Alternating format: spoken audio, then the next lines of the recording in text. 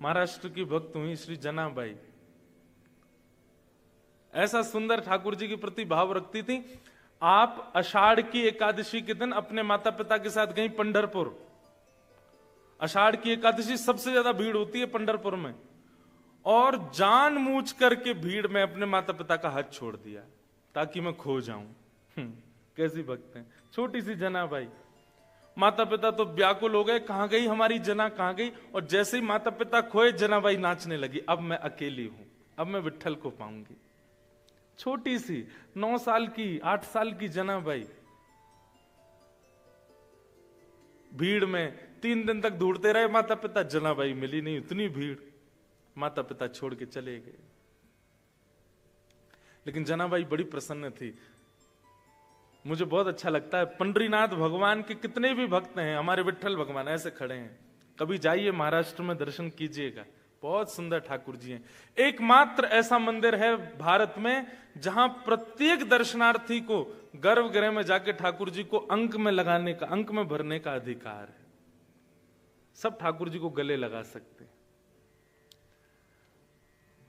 2 हैं स्थान, 2 स्थान ऐसे हैं भारत में जहां ठाकुर जी को आप गले लगा सकते हो। पहला महाराष्ट्र में पंढरपुर, और दूसरा हमारे व्रजमंडल में श्री गोवर्धन। आप जाओ, गिरिराज जी को गले लगा लो, कोई नहीं रोकेगा आपको। बाकी आप कहीं गले लगाने के लिए गए तो हो सकता है परम पद पई हो, परम पद ही हो जाएगा। एक जगह और था जगन्नाथपुरी में, परंतु फिर शंकराचार्य भगवान ने कहा कि लोग बाग जाने क्या खाके पी के कैसे भी आते हैं, और कई बार विधर्मी लोगों को जब पता चलता है कि भाई ऐसा कोई नियम है कि भीतर गर्भगृह में कहीं वो दूषित भाव से या कुछ उपद्रव करने ना आ जाए, इसलिए बंद कर दिया। तो जनाबाई खो गई। तभी श्री नामदेव जी महाराज उनको अपने घर ले गए। एक दिन बैठी थी चंद्रभागा के तट पर, तो उनको घर ले गए। घर जाकर के रहने लगी, खूब आनंद करती थी जनाबाई।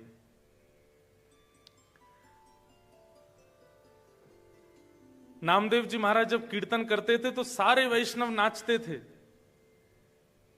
और जनाबाई उन वैष्णवों को नाचते हुए जब देखती, तभी उसको क्या दिखता, पीतांबरी पहने।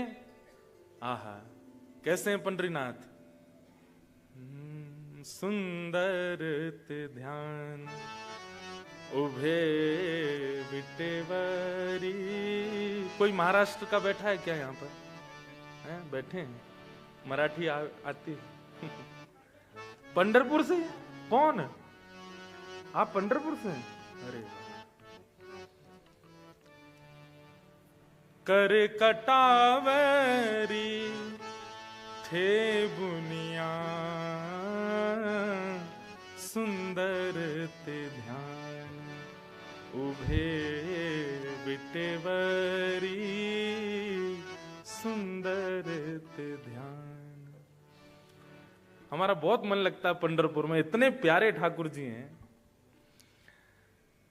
तो जैसे ही देखा जनाबाई ने कि वैष्णव कूद कूद करके नृत्य कर रहे थे, और तभी पीतांबरी पहने, मत्साकृत कुंडल लटके हैं, सुंदर शीश पर मुकुट है, और मधुर मुस्कान के साथ ठाकुर जी नृत्य करते हुए आ रहे हैं, नाच रहे हैं।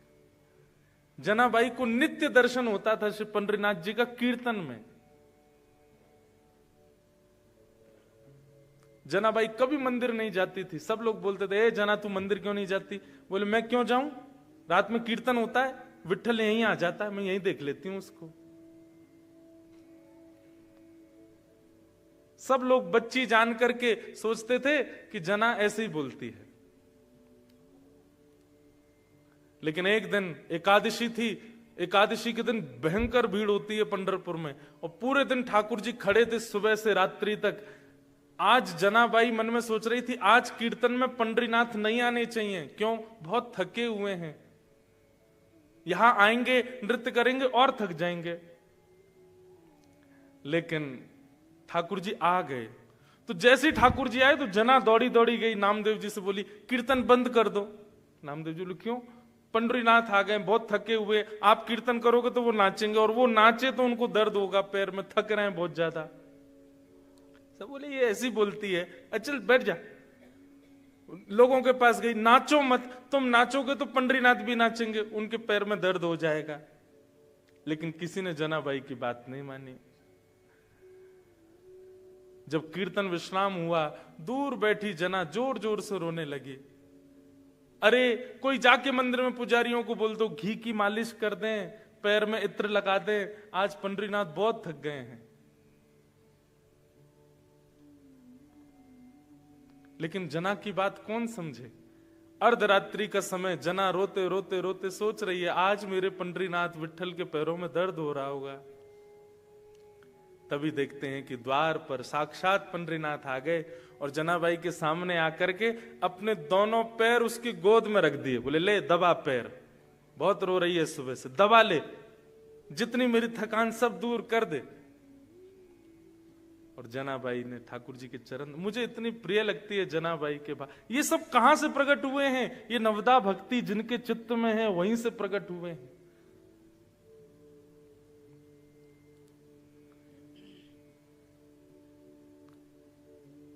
जनाबाई पूछती है ठाकुर जी से पैर दबाते दबाते, भोजन किया आपने? छोटी सी है और क्या पूछ सकती है, छोटे बच्चे ऐसी बात करते हैं। आपने भोजन किया? ठाकुर जी बोले हाँ किया। क्या पाया? भगवान बोले पूरन पोली। आज हमने भी पूरन पोली पाई दोपहर में। ठाकुर जी बोले पूरन पोली। जनाबाई बोली और क्या पाया? बोले मीठा भात। और क्या पाया? ठाकुर जी ने बताया कड़ी सामग्री जो। अच्छा कल क्या पाया था? ठाकुर जी बोले कल भी पूरन पोली, कल भी मीठा भात, कल भी ये। अच्छा परसों क्या पाया था? ठाकुर जी बोले पूरन पोली। जनाबाई बोली बस पूरन पोली पाते हो आप? बोले क्या करें, मंदिर में यही बनता है। अरे मेरे विठोबा का मन भर गया होगा, पूरे दिन पूरन पोली मैं कुछ नया पवाऊं आपको, लेकिन आपको मेरी सहायता करनी पड़ेगी, अकेली हूं, छोटे से हाथ हैं, कैसे बनाऊंगी?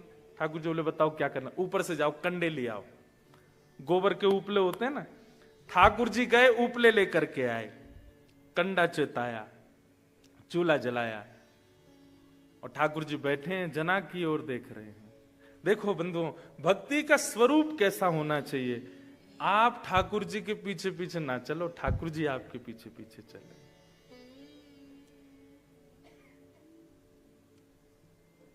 कहां जना देखती है ठाकुर जी को, पर आज जनाबाई भोजन बना रही है और ठाकुर जी उसकी ओर देख रहे हैं। इसका कैसा भाव।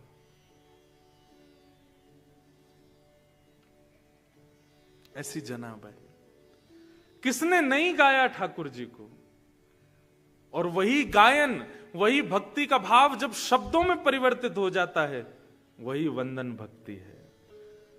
श्रवण भक्ति में निपुणता होगी तो कीर्तन भक्ति आएगी, कीर्तन भक्ति में निपुणता होगी तो श्रवणम कीर्तनम विष्णु, श्रवणम कीर्तनम विष्णु स्मरणम, स्मरण भक्ति प्रबल होगी। आप संग के संग रह के मैं भी भूल रहा हूं।